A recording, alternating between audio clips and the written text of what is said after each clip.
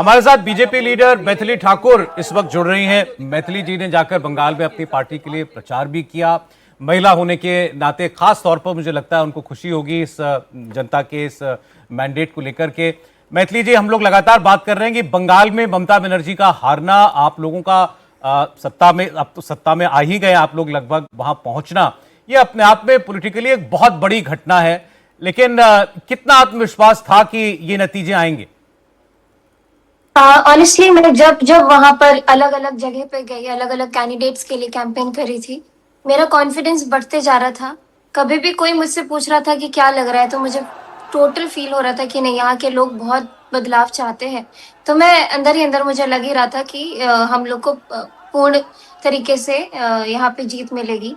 और वही हुआ जो लोग चाहते थे, जो लोगों की आंखों में मैंने देखा, उनसे बात करते वक्त मैंने महसूस किया कि जिस प्रकार वो बदलाव चाह रहे हैं अपने राज्यों में, तो वो उसी का आज परिणाम हम सभी देख रहे हैं। क्या क्या कहते थे लोग आप लोगों से, क्या शेयर करते थे?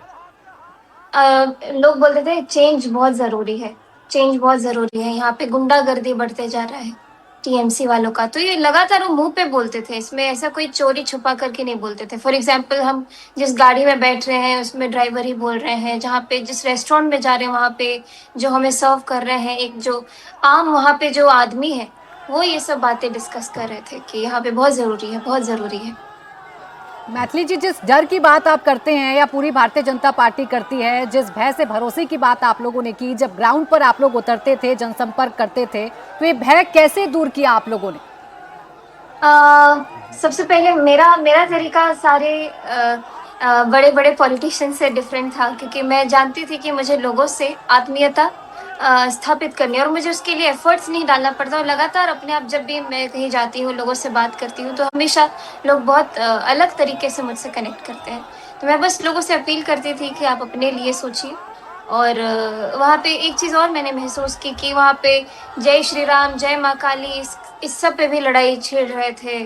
और धर्म को लेकर के भी बहुत सारी ऐसी बातें थी जो लोग बहुत ज़्यादा माइंड नहीं करते थे कि उनके राज्य में कैसे अलग अलग चीज़ें अब प्रबल होती जा रही हैं। तो कहीं ना कहीं मैंने उनको उन्हीं की संस्कृति से अवगत, मैं नहीं बोल सकती कि मैंने अवगत कराया, लेकिन वो चीज़ मैंने उनको ध्यान कराया कि बंगाल की धरती कैसी है, बंगाल की धरती का इतिहास कैसा है और आज के समय में बंगाल कैसा दिख रहा है। तो बहुत ज़रूरी है खुद को प्रोटेक्ट करना, खुद की कल्चरल आइडेंटिटी को प्रोटेक्ट करना। मैथिली जी, महिला वोटर्स की भी खूब चर्चा हो रही है बंगाल के इन चुनाव में कि महिला वोटर्स ने इस बार मोदी पर यकीन किया है, बीजेपी पर यकीन किया है।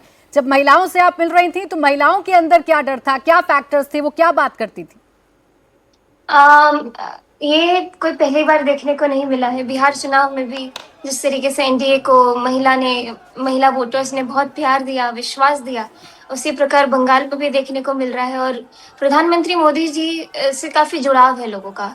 खुद मेरे साथ जो बहुत सारे कोऑर्डिनेटर्स थे, सब लोग का यही कहना था कि बस एक सपना है कि मोदी जी से मिल जाए। मैं यही सोचती थी कि प्रधानमंत्री मोदी जी एक जगह खड़े होकर के जब भाषण दे रहे हैं, तो इतने सारे लोग हुजूम के साथ सुनने के लिए जा रहे हैं, तो वो क्या क्रेज है उनका, या फिर क्या लोगों की मानसिकता है कि मोदी जी के इतने बड़े फैन हैं सब लोग। तो मुझे भी काफी अच्छा लगता था ये सुन करके कि प्रधानमंत्री जी के प्रति महिलाओं के अंदर इतना ज्यादा सम्मान है और इतना इतना प्रेम पूर्वक लोग उनको सुनते हैं। मैथिली जी, ये साफ है कि लोगों में अगर बदलाव की कोई बहुत प्रबल इच्छा नहीं होती तो ऐसे नंबर नहीं आते, इस तरीके के नतीजे देखने को नहीं मिलते। वहां तो महिला मुख्यमंत्री थी और उनकी बहुत सारी स्कीम्स भी चल रही थी, ग्राउंड पर वो स्कीम्स वर्क भी कर रही थी, ऐसा बताया जाता था। इसके बावजूद ममता बनर्जी से क्यों दूर हुए वोटर, खास तौर पर महिलाएं? मुझे इसका एक स्ट्रॉन्ग आइडेंटिटी वाला चीज लगता है, जो एक कल्चर से लोग अपने ही दूर चले जा रहे थे। मतलब उस चीज को कहीं भी रखा ही नहीं गया था। और मैंने तो अपने राज्य के भी बारे में बोला कि सरकार जो भी पॉलिसीज लाती है वो टैक्स के पैसे से, हमारी टैक्स के पैसे से, जो गरीबों के लिए अलग अलग योजना है, जो अति पिछड़े वर्ग है उनके लिए योजना है, तो हम उसको अलग रखते हुए ये भी देखना चाहेंगे कि हमारे आसपास का माहौल कैसा है, हम जिस माहौल में हमारी अगली जनरेशन आ रही है वो कैसे माहौल में जीने वाली है। तो उस मामले में देखा जाए तो बंगाल काफ़ी ज़्यादा डिफरेंट था। वहाँ पे एक समय पे अगर ये कंटिन्यू रहता तो कल्चरल क्राइसिस भी हो सकती थी। तो इसीलिए मुझे लगता है कि लोगों ने इस चीज़ को महसूस किया और अपना मैंडेट तो देख ही रहे हैं। मैथिली जी, जब आप चुनाव प्रचार कर रही थी तो कई जगहों पर भजन के साथ आप हुंकार भरती थी या भजन के साथ आप अपने चुनाव प्रचार की शुरुआत करती थी। तो भजन गाना, जय श्री राम का उद्घोष करना, ये इतना जरूरी क्यों था पश्चिम बंगाल में? ये ज़रूरी मतलब मेरी तो आइडेंटिटी ही भजन को लेकर के है। तो मैं जहाँ जाऊँ मैं लोगों को जोड़ने के लिए, क्योंकि लोग खुद ही बोलते थे मैडम आपका ये गाना बहुत सुने, आप ये वाला 2 लाइन सुना दीजिए। तो उनको मैं निराश भी नहीं कर सकती थी। काफ़ी सारे लोगों ने फिर बाद में जब जैसे ही मैं वापस लौट के बिहार आई, मैं खुद इतनी तंग आ गई थी सोशल मीडिया पे, जैसे टीएमसी के बहुत सारे लोगों ने मुझे जिस तरीके से टारगेट करना शुरू किया कि ये तो राम राम के नाम पर ये वो। तो बात ये नहीं कि मैं इधर सिर्फ भजन गा करके आई, मैं बंगाल की धरती पे रविंद्रनाथ टैगोर के बहुत सारे गीत, रविन्द्रनाथ ठाकुर जी के बहुत सारे गीत जो उनके खुद के माने जाते हैं, मैंने उनके गीत उनको सुनाए। तो ऐसा कुछ था नहीं। मेरी आइडेंटिटी जिससे है, मुझे लोग भजन से जानते हैं, मेरे भजन सुनते हुए आए हैं, तब उन्होंने मुझे पॉलिटिक्स में देखा। इसीलिए मैं अपने आप को उस तरीके से प्रेजेंट करती हूँ हमेशा, हर जगह। तो ये तो आपको पता ही होगा, मतलब आपको मालूम ही होगा कि आप जीतेंगी अगर, तो लोग आपसे जो है फिर कहेंगे कि इस मौके के लिए आपने कौन सा गीत तैयार किया है, कौन सा भजन सोच के ऑनेस्टली रखा है।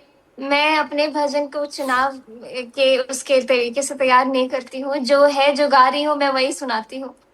और क्या सुनना चाहेंगे आप? आपने जो भी अपने कैंपेन में गाया हो वो सुना दीजिए। अ, मैं सुनाती हूँ, एक सेकेंड। उस समय तो सब जुबान पे इतने सारे बांग्ला गीत याद हो गए थे, आपको अभी भी सुनाती हूँ। सॉरी। क्यों को था ना कोई, ओरे ओरे ओ भागा, क्यों को था ना कोई, না না না না না না মুখ ফিরায়ে সবাই করে ভয়, তবে সবাই মানা, मैं भूल गई हूँ उसके शब्द। তবে পুরাণ খুলে,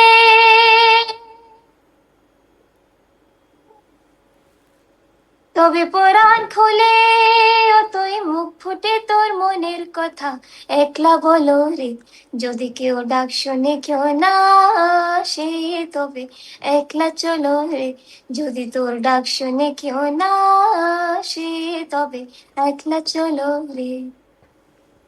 आपकी आवाज तो वैसे ही इतनी मीठी है, अब ये जीत की मिठास और घुल गई आपकी आवाज में। मैथिली ठाकुर जी, बहुत शुक्रिया, बहुत आपने हमें समय दिया, इसके लिए बहुत धन्यवाद Thank और you बहुत so बधाई much. एक बार फिर आपको। मैथिली आपको ठाकुर हमारे भी। साथ जी।